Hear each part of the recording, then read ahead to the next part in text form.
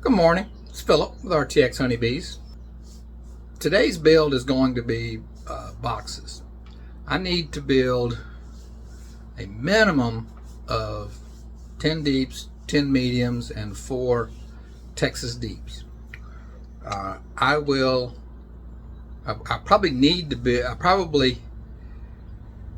build 40 of the mediums and deeps, 20 of each size. So I'm going to just keep cutting the wood until I run out, but I'll probably only build 10 of each right now because I'm falling behind this year. So I got to get some stuff ready because I need to be implementing this stuff in the next weeks, not months. So thank you for joining me, and I hope y'all enjoy this video. To build a Texas deep, I need about 16 1/4 inches. I think I got this set up for 16 3/8. I think that's what I'm gonna go with for my depth. But if you take a medium box and a deep box and stack them one on the other, what you have there is 16 1/4 inches. So just to kind of reset on what a Texas deep is, it's exactly that. It's just taking a large frame and a medium frame and building one frame. So that's the side piece on a Texas deep, and I think it's 15 1/2 inches or something like that. I don't know exactly. I'll do a build on these soon and show you guys exactly how to build these. But so that's what a Texas deep is. This top, this Harbor Freight table saw only has about a 12-inch right hand cut on it. So I built this. You need this jig or top so I can cut wider pieces. So I have a fence that's screwed down.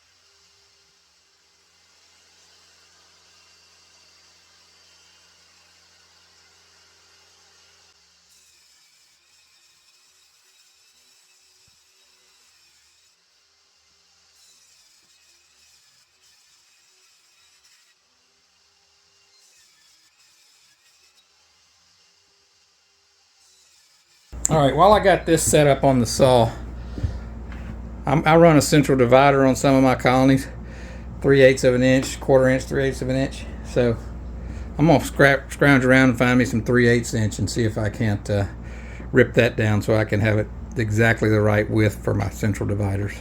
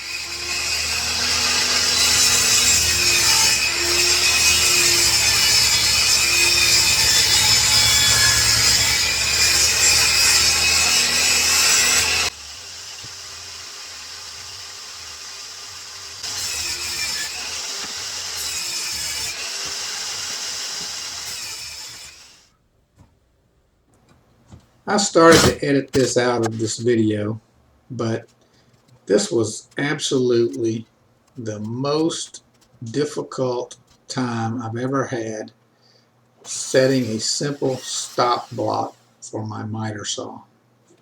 It must have taken me 5 attempts and 20 minutes to get this right. Mercifully, I fast forwarded through most of that frustration, but I found it to be kind of comical as I went back and reviewed the video.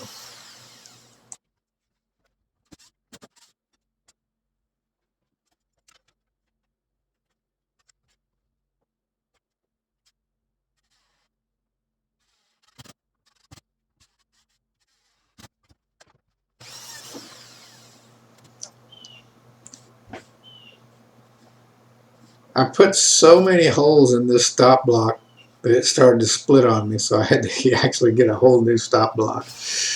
I think that was like the 3rd attempt. This is the 4th attempt, I believe. But who's counting?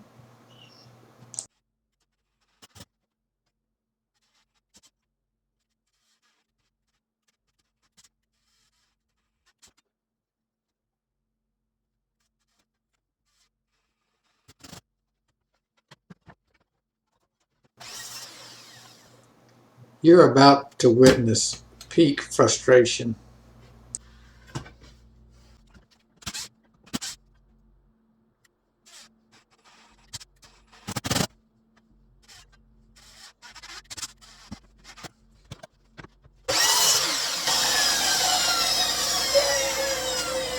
Happy dance.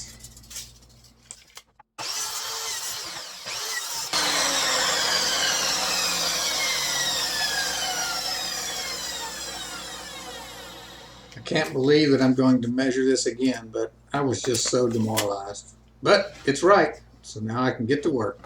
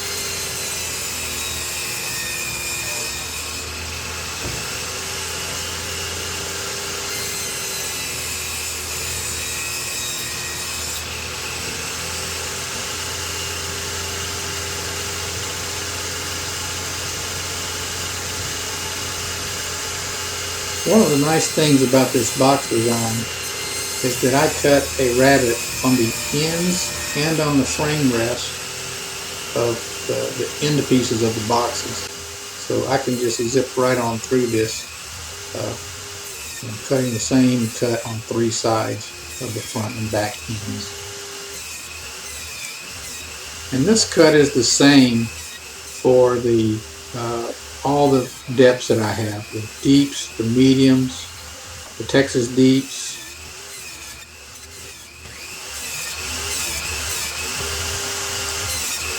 These short pieces are for some 6-frame nucleus boxes. I was finding that I was ending up with just less than 16 inches on the pieces I had left, so I made a last-second decision to make some nuke boxes. The long pieces, the side pieces for nuke boxes are the same as all the other deeps, so pretty easy to work that into the system. Now I'm going to cut these 3/8 wide by 3/4 inch deep to finish this rabbet cut. And just like on the others, we used the exact same cut for all the different box pieces.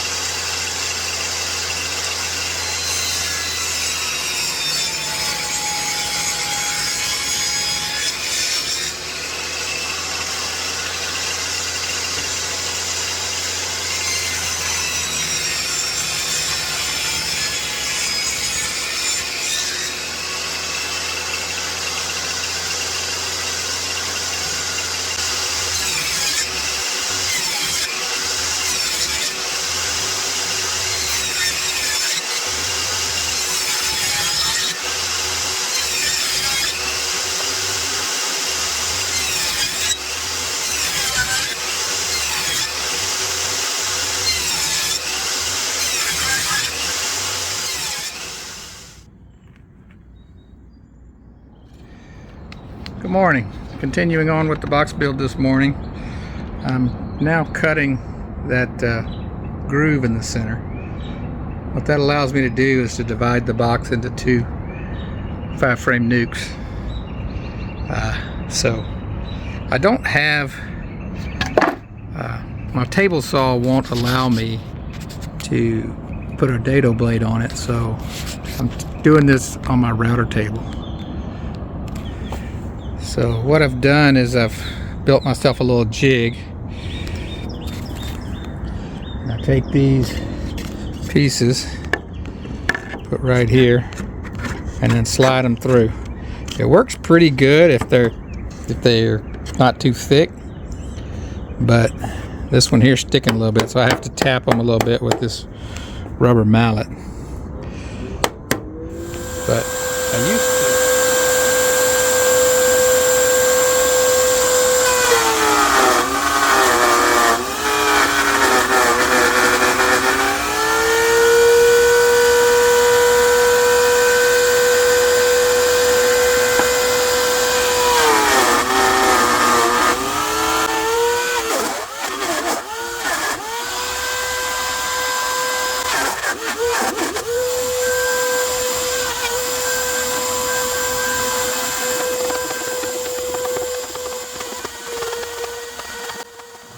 This is something else I could have edited out, but this was just really dumb on my part.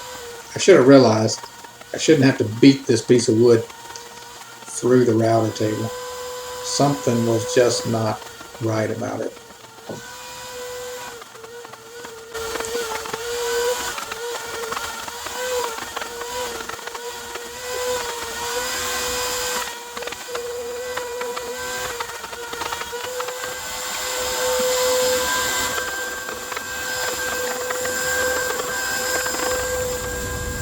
Good grief. Do you guys realize what I did? That was incredibly difficult. I ran the damn thing the wrong way.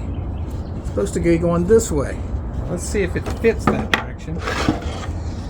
I think I moved my whole jig. I need to check that, but let's see if it fits. Still tight. It's still tight, but it's not tight. It's tight up and down, not side to side. It fits fine side to side. Alright, let me recheck my jig, and if they're tight like this, I'm going to skip them, come back and loosen these up and run them through. Unbelievable. Pay attention, Philip.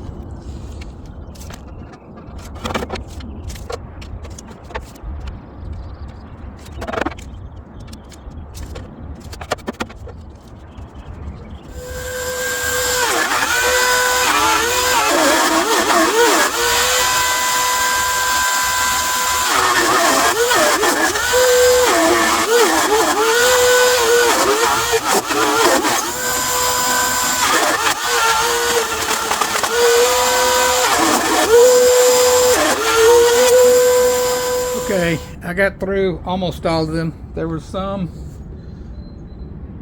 that were, let's see, let me show you.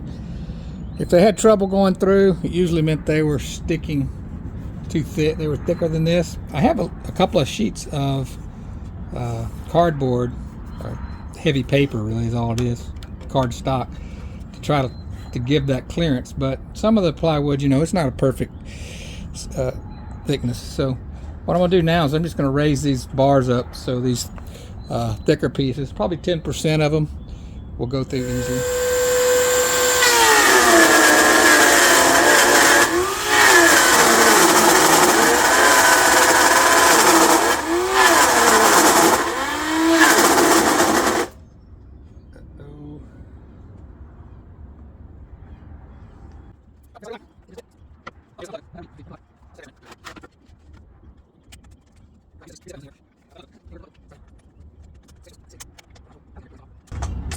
Yeah. All right, that's it for that. I'm gonna have to come up with another solution. Got another router. I really didn't want to set all that up just for these last few pieces. I'll probably just finish those on my table saw the old style way of just pushing them through, moving them over a little bit. But I'll let you guys know what I came up with. I decided to go ahead and get out the new router and set up a single fence on one side. This turned out to be way better than that frustrating jig. So next time I have to do this, this is exactly what I'll do. It was so easy. I thought the piece would jump around on me a lot, but it didn't. It was very smooth. All right, so the old router is shot, so I got the new router out. Thank goodness I bought it, I guess. I guess you can only get about 25 or 30 years out of one of those old Black & Decker routers.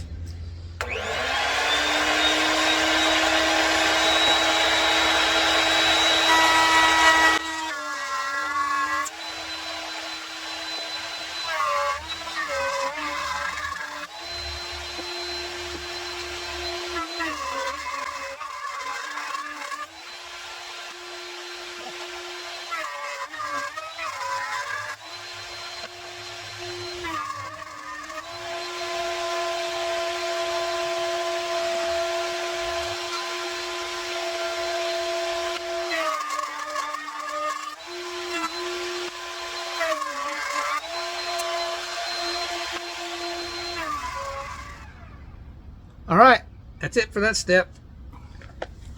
Well, I got to mill the piece down for the handles, and then we can start building the boxes, put them together.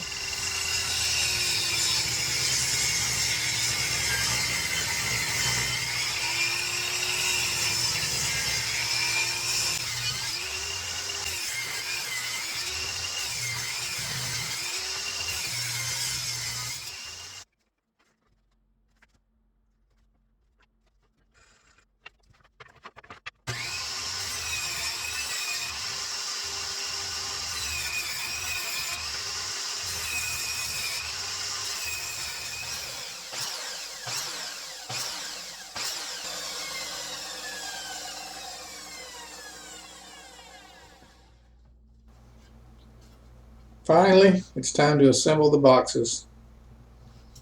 I made a jig, a box jig, mainly to hold the pieces in place and to set them at 90-degree angles.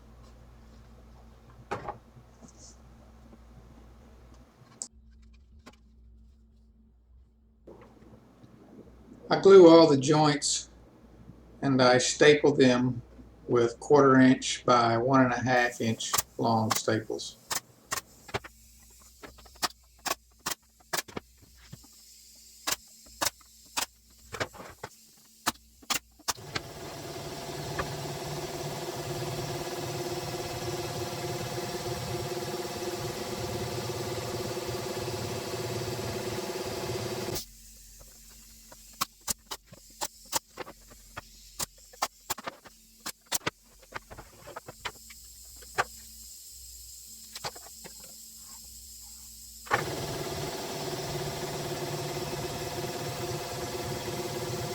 For the handles, I switched to 1 1/4 inch staples because 1.5 inch staples will just go through the box.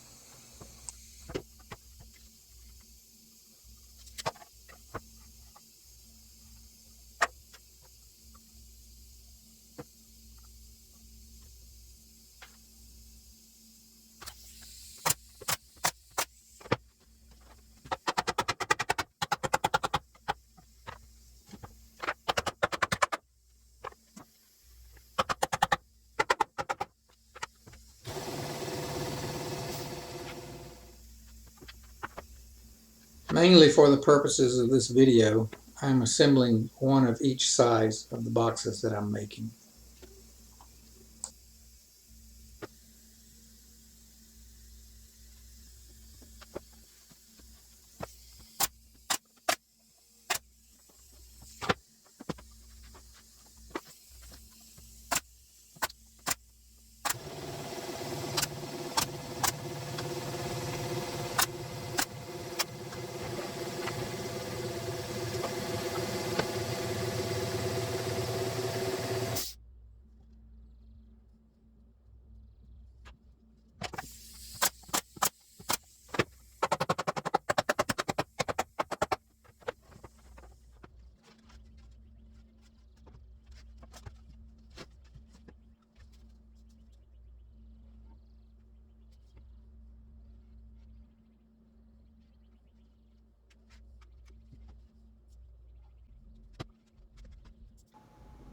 This is the Texas Deep.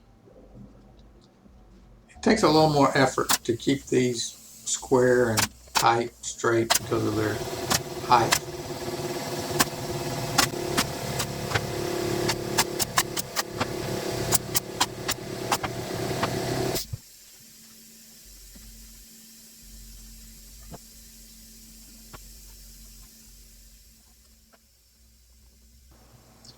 It helps to have some long clamps on these larger boxes, just to be able to pull everything nice and tight together.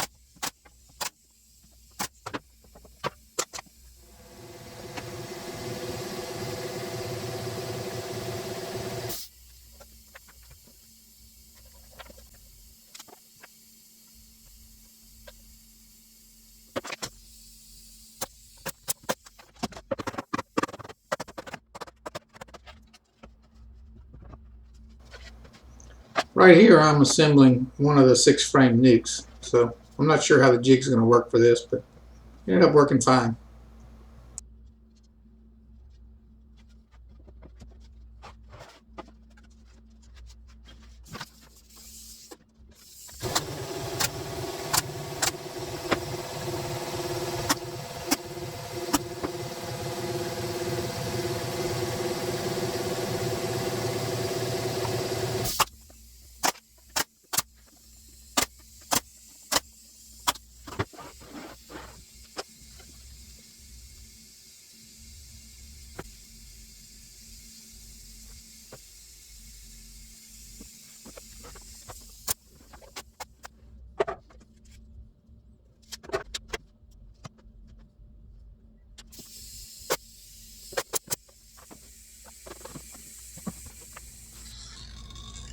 For caulking, I like to use this painter's caulk. It's not the cheapest, but it's one step up from the cheapest, I guess. It's a 40-year caulk. Try to caulk all the nails and or staples, and all the cuts, end grains, and any kind of cracks or holes that are in the plywood.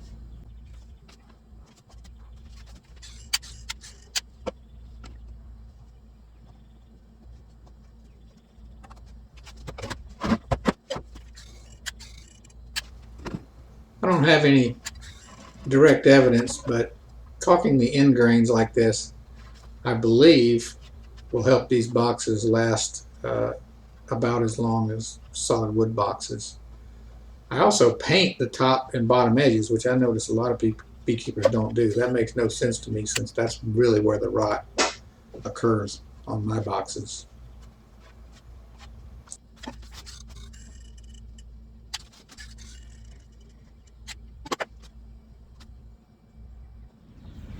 I decided to build myself this paint rack because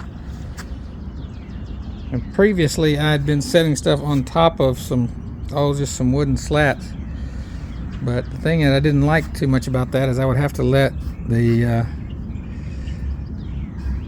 paint dry before I flipped it over and did the bottom edge or the top edge or whatever. But this should allow me to be able to just paint both top and bottom edges and then flip it over and do each side and let it dry, and should save me some time waiting for it to dry. We'll see how it works out.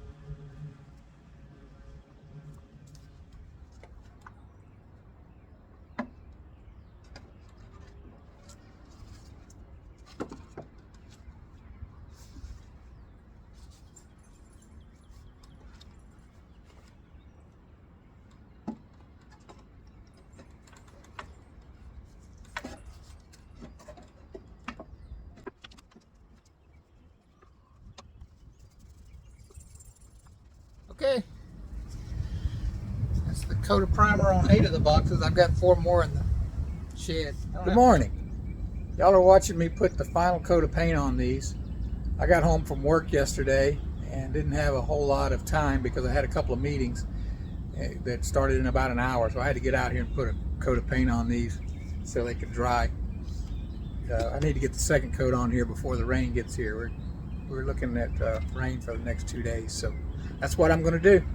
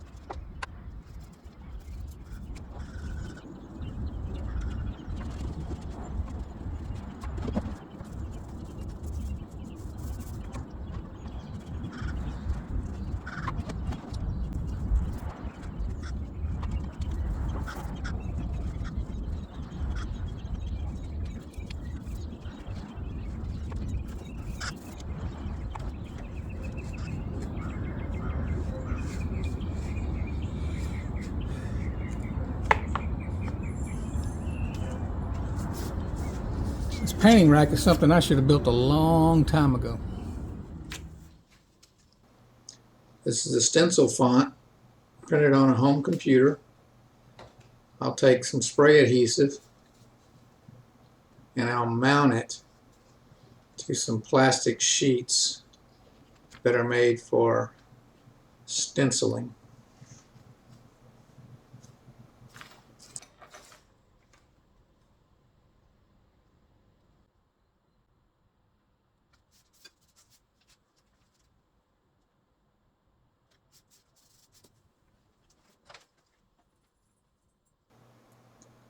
Full disclosure, this was extremely difficult and tedious.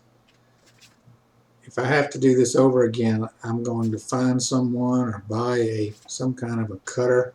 I'll make a thing called cry cut, or maybe find somebody with a laser engraver or something to be able to cut these out.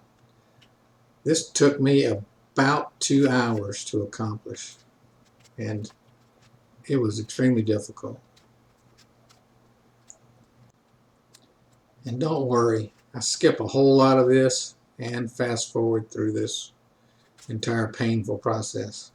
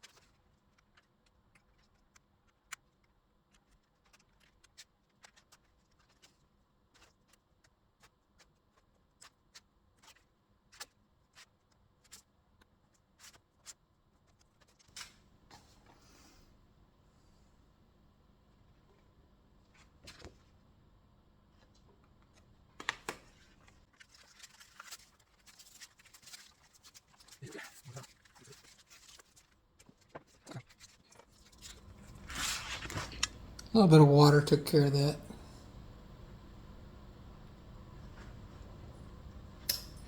We'll dry that off, see how it works.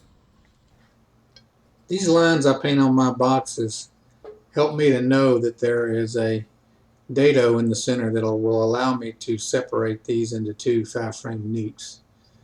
Otherwise I would just be guessing. But when they're I can glance at them quickly on the stand or in a pile of boxes and know that these are able to be divided.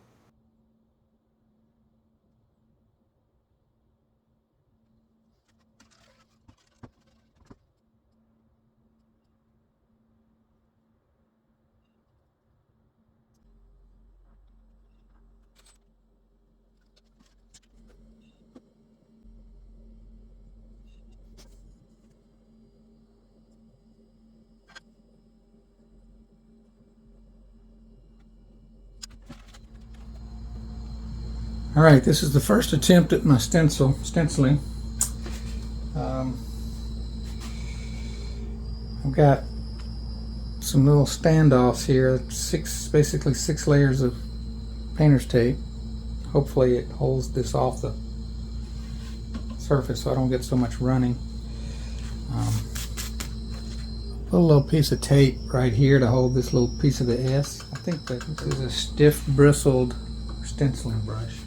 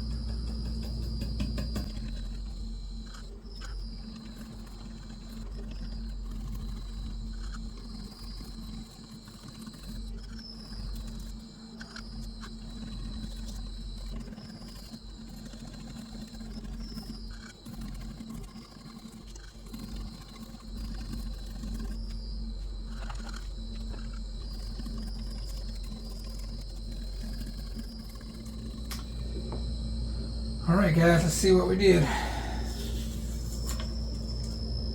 Lift it straight up. I got a little wet over here, so it might have run. Looks okay.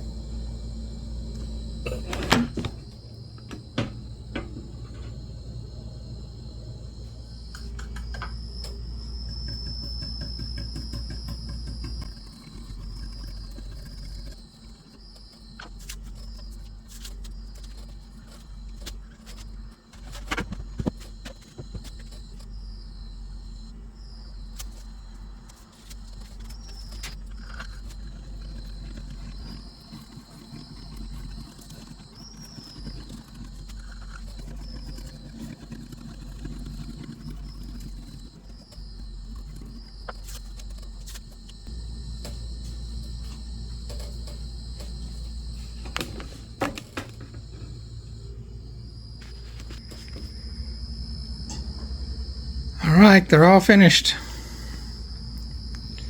Pretty happy with that stencil.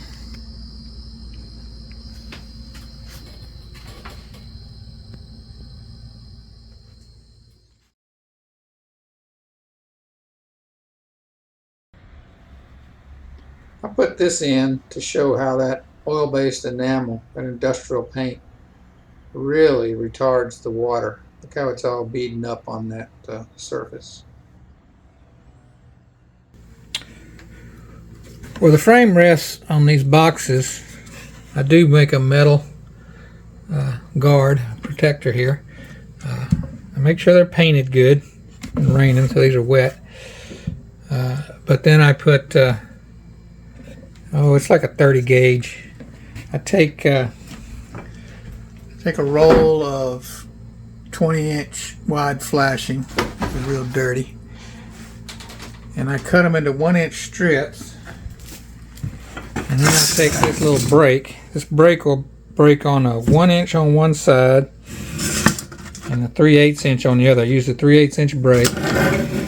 And I should end up, if I cut them relatively straight, I should end up with a 3/8 inch side and a 5/8. It doesn't come off all that great, but this will go on here like this. And I attach them with 3 1/2-inch crown staples.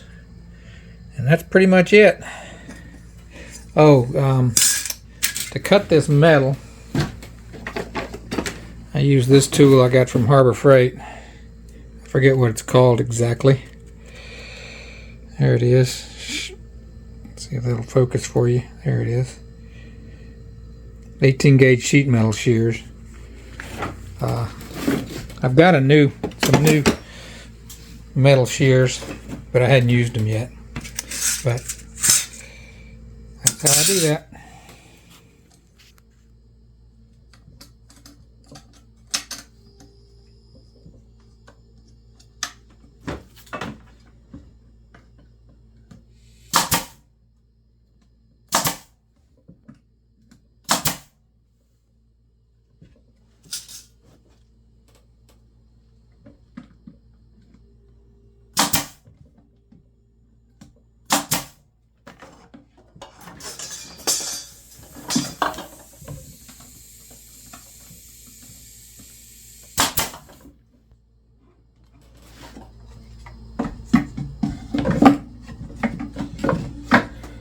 All right, that one's ready to put into service.